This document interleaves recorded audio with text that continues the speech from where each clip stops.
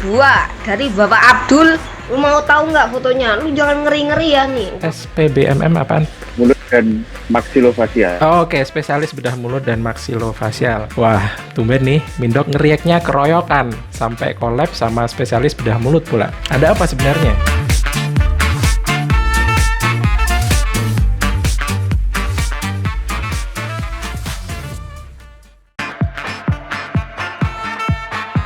Nah, ini adalah pada rongga mulut itu, nah itu bisa patah pada tulang penyangga gigi maupun pada tulang wajahnya itu sendiri. Tulang wajah itu maksudnya tulang mandibula atau rahang bawah atau maksila. Jadi gigi-gigi itu dia menempel pada tulang pendukungnya. Jadi ya ini tampak di sini.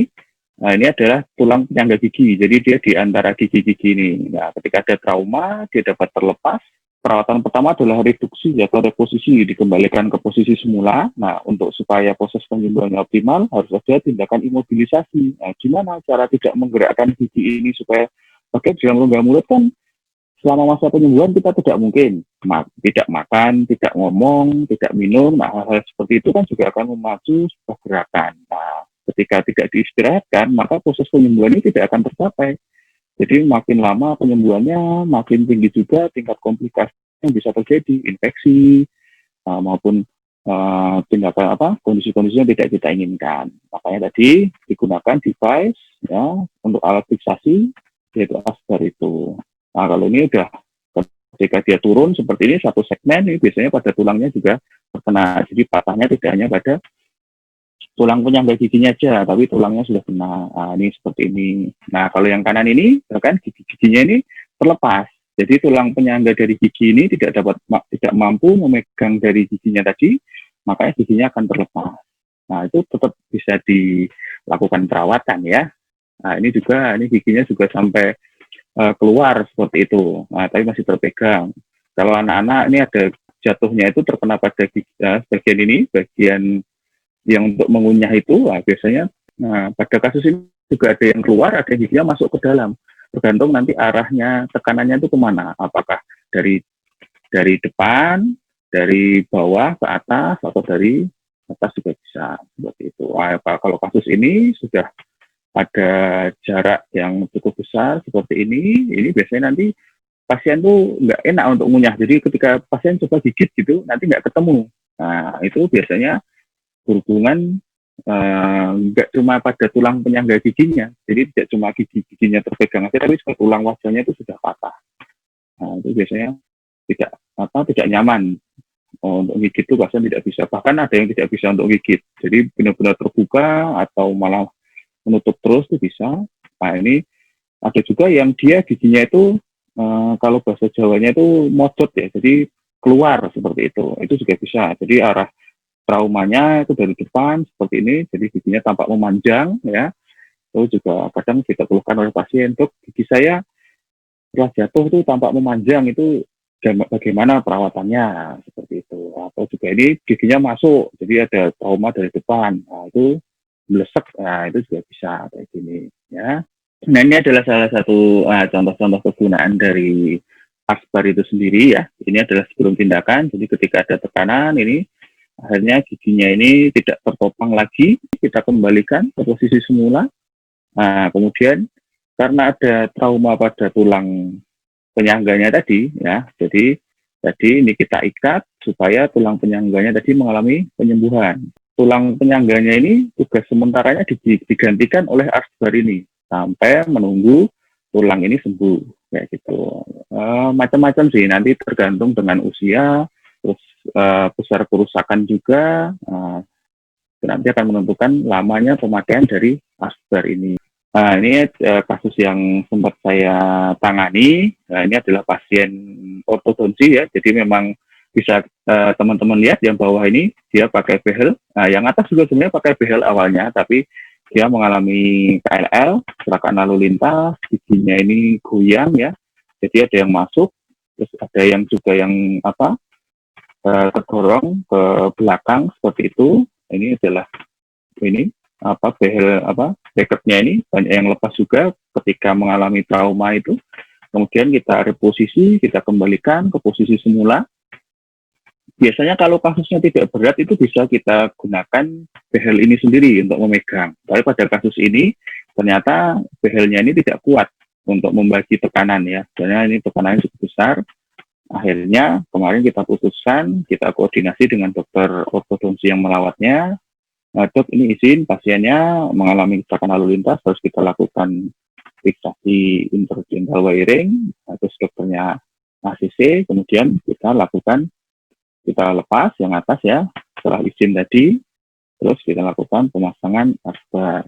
Nah ini juga ada kasus, ini giginya ini terlepas ya, jadi ada pasien yang kami tangani, cewek ya, masih muda, ini ternyata 3 gigi depannya ini lepas setelah mengalami kecelakaan lalu lintas. Nah, untungnya itu walaupun kecelakaan masih untung ya. Jadi mbaknya ini itu masih menyimpan giginya ya, dan giginya itu masih utuh, masih baik dan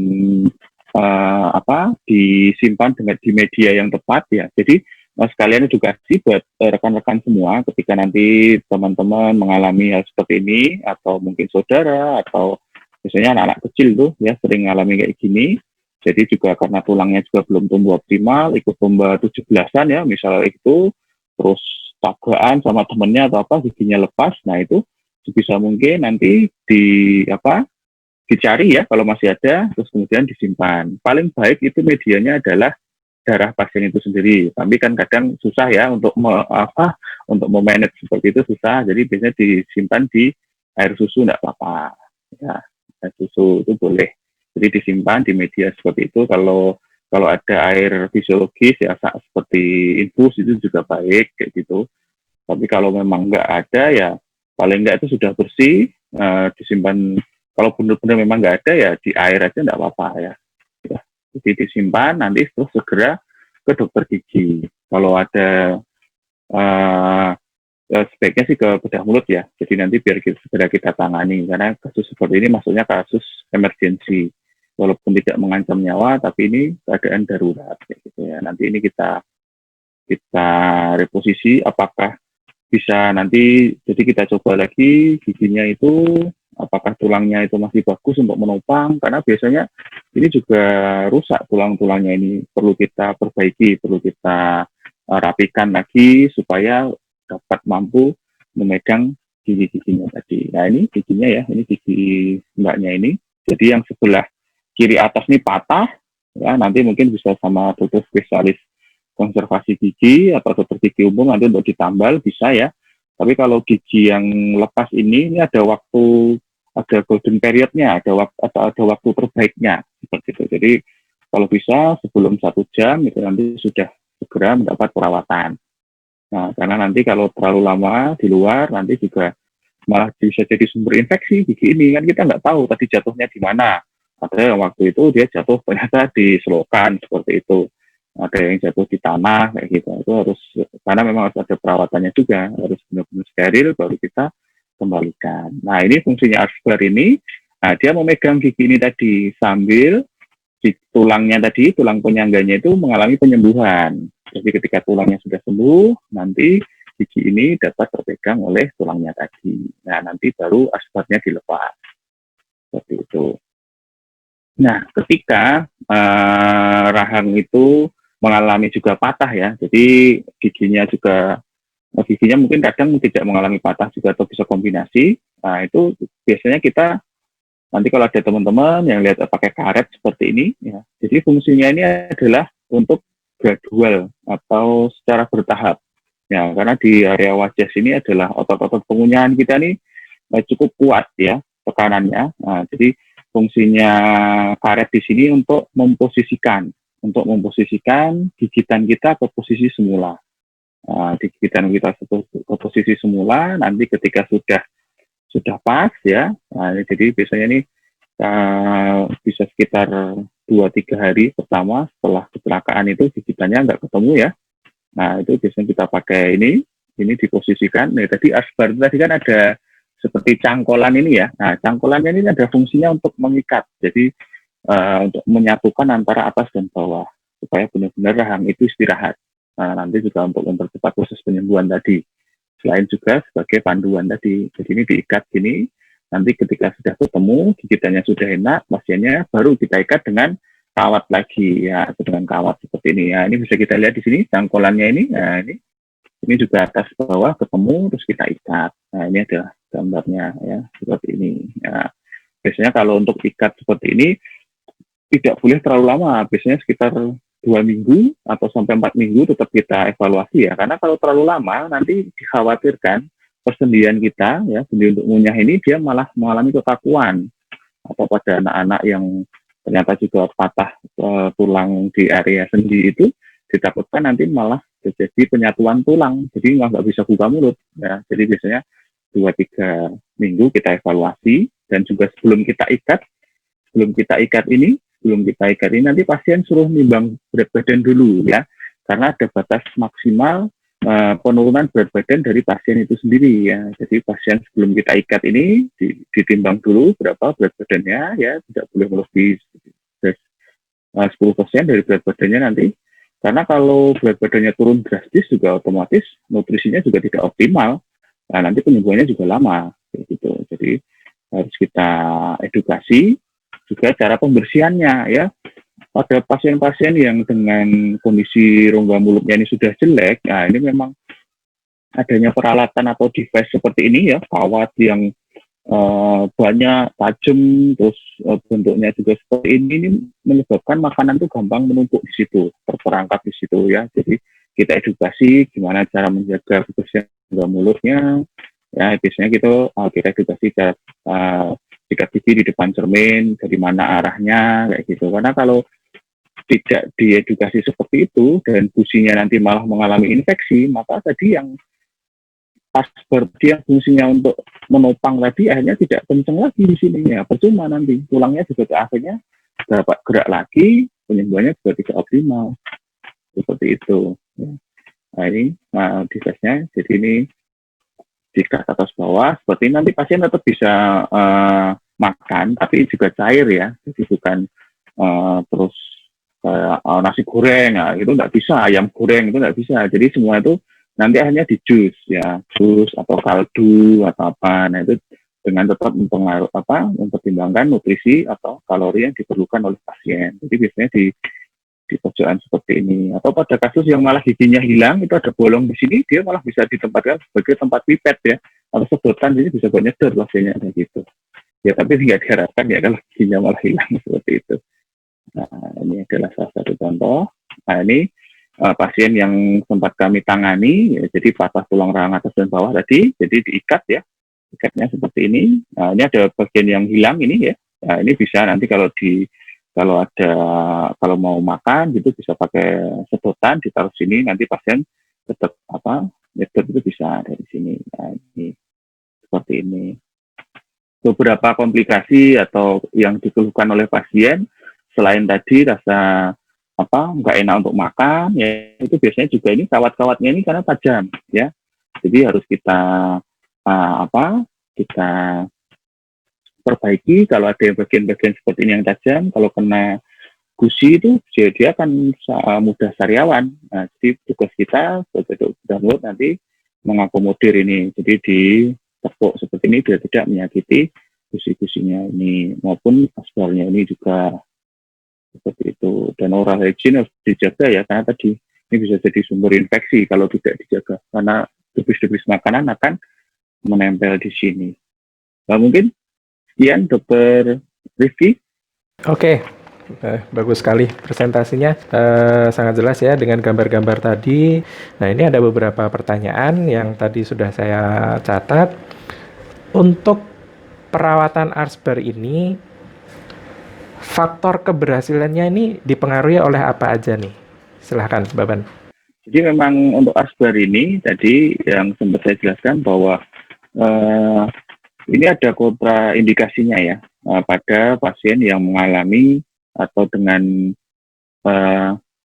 kebersihan rongga mulut yang buruk ya. Kalau pasien dengan kebersihan rongga mulut yang buruk itu nanti ditakutkan itu menjadi sumber infeksi, karena secara garis besar ini OHI pasiennya pasti akan terdampak dengan adanya device seperti itu tadi. Jadi gusi terus sang atas sang bawah diikat itu kan sangat susah nanti untuk proses eh, pembersihannya. Jadi sebelum ada ketika pasien itu sudah mengalami kondisi oral hygiene yang buruk, itu sangat menjadi potensi adanya infeksi sekunder ya dari adanya device tadi, alat asbar. Dan juga pasien dengan penyakit periodontal ya, penyakit gusi. Jadi misal ada kantong di gusinya itu, jadi gigi-giginya itu tidak bisa. Tadi kan giginya kan sebagai pegangan, sebagai encourage kayak gitu. Tapi ketika giginya itu sudah mengalami penyakit periodontal, giginya itu sudah goyang dan kita ikat seperti itu, makanya tadi tidak ada faktor fiksasi, itu tidak ada, tidak tercapai karena sama-sama goyang, nanti malah menambah beban pada gigi yang sudah mengalami penyakit periodontal tadi, akhirnya tidak tercapai proses fiksasi ini tadi. Tapi dengan yang penyakit periodontal itu kan sudah ada infeksi di situ, nanti malah makin parah prosesnya. Nah, seperti itu. Kalau Itu untuk adalah kontraindikasi yang kalau untuk usia sendiri ya, gimana? Apakah ada keberhasilan yang lebih bagus di usia tertentu, kemudian yang lebih jelek di usia tertentu juga seperti itu? Gimana untuk faktor usia? iya.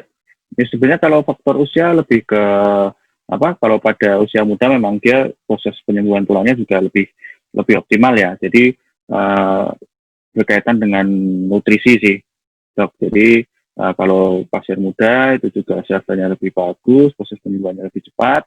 Tapi pada usia uh, senja atau apa ya bilangnya, usia tua ya, itu juga tetap proses apa keberhasilannya juga tetap tinggi. Cuma nanti mungkin waktunya ya.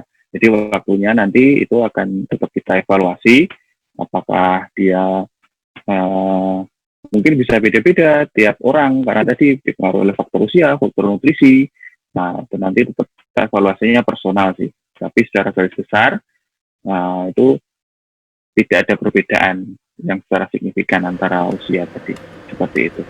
Kalau bicara soal waktu, apakah ada kemungkinan alat tersebut dipasang secara permanen seumur hidup? Pasang permanen secara umur hidup sampai sekarang sih belum ada referensi ya, maksudnya yang menyebutkan seperti itu. Jadi biasanya sesuai indikasi ya. Jadi misal pada gigi yang dia paling lama itu pada gigi yang patah akarnya ya. Jadi proses penyatuan antara gigi dengan akar gigi dengan gigi itu biasanya dia butuh waktu paling lama dibandingkan cuma gigi yang berubah tempat, misal tadi masuk keluar atau apa terdorong ke arah belakang seperti itu. Dia yang proses penyatuan tulang yang disoket itu atau penyatuan yang struktur akar itu bisa sampai 2 sampai 4 bulan.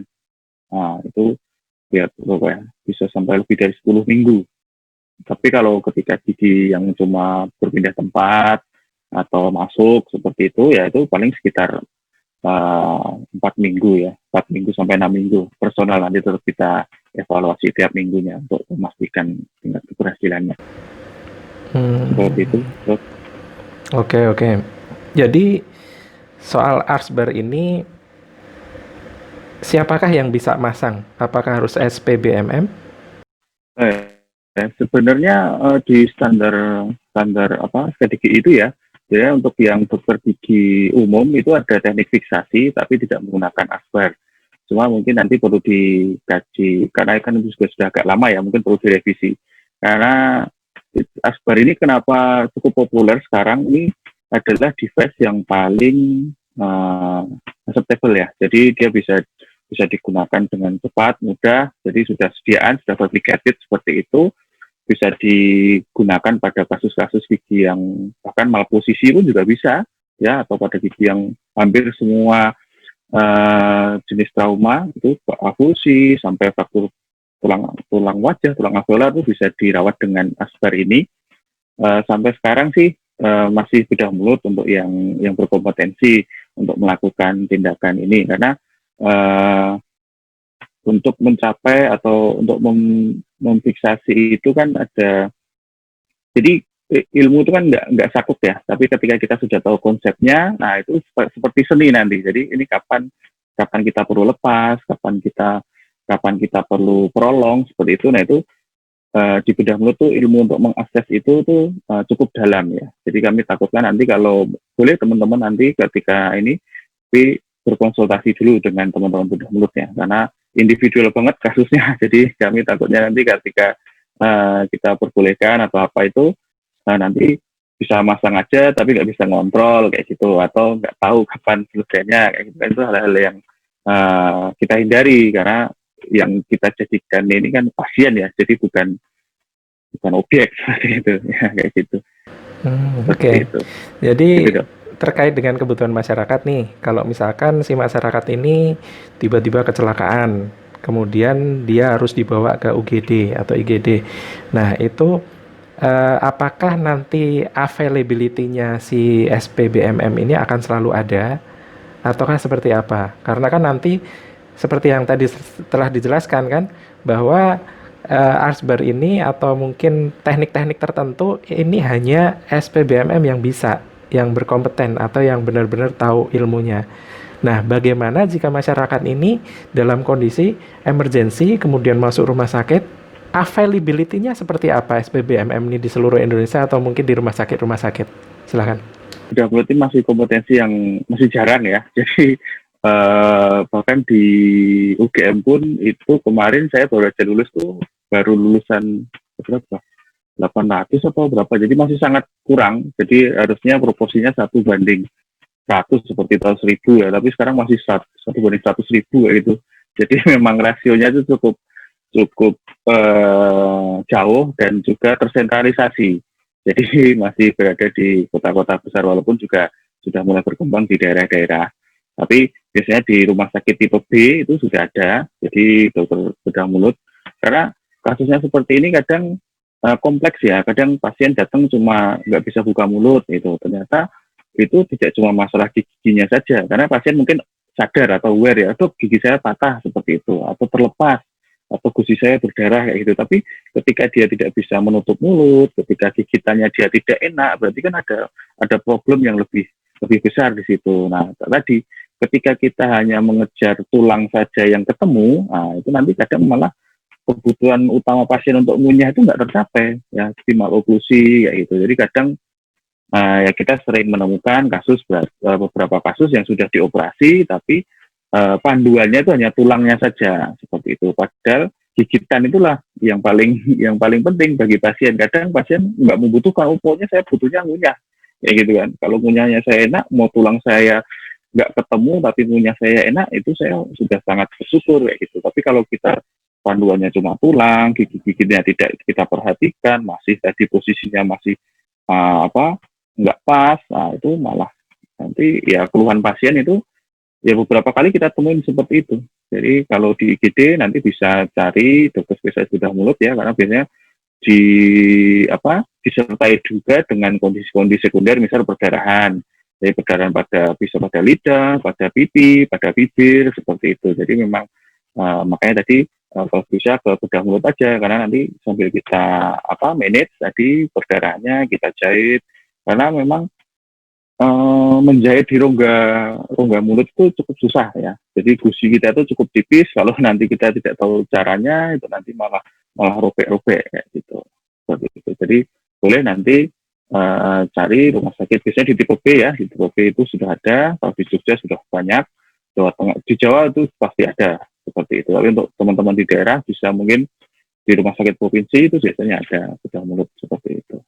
Emergensinya ya tadi, jadi perdarahannya biasanya yang harus kita manage perdarahan, rasa nyeri, nah itu adalah tindakan emergensinya tadi, bisa mengancam nyawa soalnya. Oke, jadi memang masalah persebaran dokter gigi ini, dokter gigi GP atau apalagi spesialis itu persebarannya memang belum merata, tersentralisasi, belum merata. bahkan untuk cakupannya ke masyarakat sendiri masih sangat kurang gitu. Jadi nggak cuma yang umum, apalagi yang spesialis kan gitu. Jadi kita harapannya sih nanti dengan kendala seperti itu, rujukannya ini yang bisa terfasilitasi dengan baik.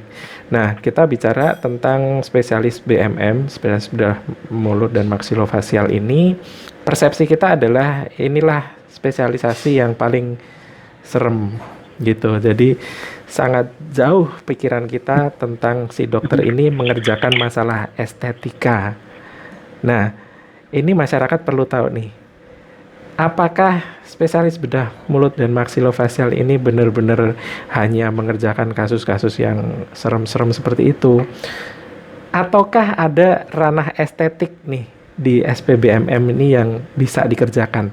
Ya, jadi saya cerita secara garis besar dulu ya, kompetensi dari bedah mulut itu. Jadi ada sekitar 10 kompetensi ini sambil saya lihat ya. Jadi yang pertama adalah oral patologi, oral medicine ya, mengenai manajemen penyakit baik itu jaringan lunak, jaringan keras di area maksilofasial. Nah, jadi biasanya kalau ada tumor, baik itu tumor jinak, itu nanti ada tata laksananya. Misal ada tumor kelenjar air liur, itu mukokel, itu biasanya anak-anak sering. Jadi sering digigit-gigit, akhirnya benjolan di bibir. Nah, itu kadang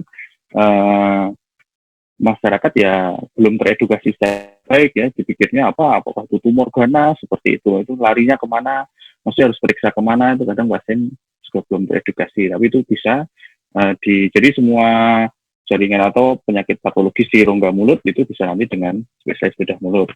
Terus kemudian yang berkaitan dengan estetik tadi ya, jadi estetik itu biasanya kita bisa preprostetik, jadi misal pemasangan dental implant itu bisa dengan bedah mulut ya. Jadi dengan pada kasus-kasus yang kompleks terutama, jadi ketika tulangnya itu sudah cukup tipis ya gitu, butuh pencakokan tulang. Nah, terus bagaimana memanage pasien-pasien yang post kecelakaan, itu kan traumanya juga cukup berat, itu bagaimana memanage estetis dari pasien itu. Karena tidak cuma sebatas gigi, tapi tadi tulangnya juga harus kita treat ya kayak gitu. Jadi fondasinya adalah tulangnya itu. Jadi gimana kita membangun tulang itu supaya optimal, menopang gigi. Nah, itu adalah masuk ke estetis juga seperti itu ya. Terus kemudian pada kelainan kongenital, misal pada anak-anak dengan celah bibir atau celah langit-langit, nah itu juga bisa kita lakukan perawatan. Jadi karena biasanya pasien celah bibir itu dia itu cukup kompleks ya, dan itu adalah serial perawatan. Jadi tidak cuma bibirnya aja. Jadi bibirnya celah nih, udah kita tutup bibirnya aja, enggak. Tapi kita harus memikirkan bagaimana dia intake makanannya, bagaimana nanti dia proses bicaranya seperti apa, nanti proses perkembangan rahangnya seperti apa. Jadi kalau kita ikutin tuh bisa sampai 16-18 tahun pasien dengan celah bibir itu ya, karena memang pertama itu adalah masalah bibir. Jadi gimana cara intake nanti pasien itu minum susu, minum ASI itu supaya optimal. Tapi pada kasus-kasus yang rahangnya juga mengalami celah, langit-langitnya mengalami celah, nah itulah fungsinya kita sebagai dokter gigi itu harus dikedepankan ya, karena nanti juga kita berkolaborasi dengan dokter ortodonsi, kawat. Nah, bagaimana itu memfasilitasi, membangun rahang itu supaya optimal. Jadi ketika ada celah ya nanti kita cangkok itu. Pada rahangnya itu kita cangkok tulangnya. Nah, terus nanti ketika ada giginya yang ternyata susah tumbuh, nah nanti oleh TS kawat gigi atau ortodonsi nanti diposisikan seperti posisi normalnya, tapi ternyata rahangnya tumbuhnya tidak optimal, perlu dipotong seperti itu. Misal seperti artis-artis Korea seperti itu ya, misal dagunya ternyata miring atau rahangnya miring, perlu dimajuin. Nah itu bisa, jadi kita melakukan bedah ortogenetik. Jadi kita kombinasi kolaborasi dengan teman-teman dari ortodonsi, kita memperbaiki profil wajah. Nah, jadi sebenarnya yang paling ideal adalah sesuai dengan jadi kondisi patologis ya. Jadi kalau pasiennya itu mulai karena memang indikasinya itu patologis, misalnya nggak enak untuk ngunyah, terus akhirnya dia menimbulkan beberapa gejala atau penyakit, misalnya gigit lidahnya, atau itu baru itu merupakan indikasi mutlak gitu. Tapi kalau cuma perbaikan ya itu kadang demand-nya terlalu tinggi ya. Jadi memang ya tetap kita pilah-pilah, kita balikin ke pasiennya tetap. Tapi tadi karena pondasinya itu adalah dari gigi itu sendiri, nah kita nanti kolaborasi dengan teman-teman ortodonsi, bagaimana ini rahangnya perlu kita majuin kah, perlu kita mundurin kah, nah, seperti itu nanti kita bisa lakukan kolaborasi seperti itu. Itu dok. Oke, jadi masalah estetik ini adalah estetika dari perbaikan kerusakan, perbaikan penyembuhan penyakit yang orientasinya adalah hasilnya itu berupa estetik. Jadi misalkan ada celah di bibir sumbing, itu diperbaiki oleh bedah mulut dan hasilnya adalah estetika. Jadi masih jauh kalau misalkan orang nggak kenapa-kenapa minta dirawat secara estetik, mungkin di kayak operasi plastik kayak di Korea, di Thailand kayak gitu kan, masih jauh dari hal tersebut gitu. Ya. Karena kita untuk menangani pasien-pasien yang kondisi patologis itu kita juga masih sangat kewalahan, Dok. Jadi tadi dengan jumlahnya juga yang sedikit, jumlah rasio pasien dan dokter sangat jauh, rasionya, kasusnya tinggi, itu kadang kita tidak sampai kita tidak bisa optimal menangani kasus-kasus yang memang indikasi tadi pada kondisi patologis seperti itu. Takutnya nanti teman-teman yang membutuhkan kondisi estetis bisa lah nanti dengan dokter mungkin yang kompetensinya itu di filter atau mau apa itu monggo. Iya, karena mengerjakan tugas utamanya berupa menyembuhkan orang sakit atau memperbaiki kerusakan aja itu udah kewalahan gitu loh, karena rasio dokter SPBMM dengan kebutuhan di masyarakat tuh sangat tidak seimbang. Jadi buat teman-teman yang pengen mengambil spesialis SPBMM itu peluangnya masih sangat besar banget. Oke, demikian sesi teman ngobrol Mindok bersama Dr. Gigi Brahmasto, spesialis bedah mulut dan maksilofasial. Semoga kita bisa ketemu lagi di topik yang lebih seru. Terima kasih. Kita tutup. Wassalamualaikum warahmatullahi wabarakatuh.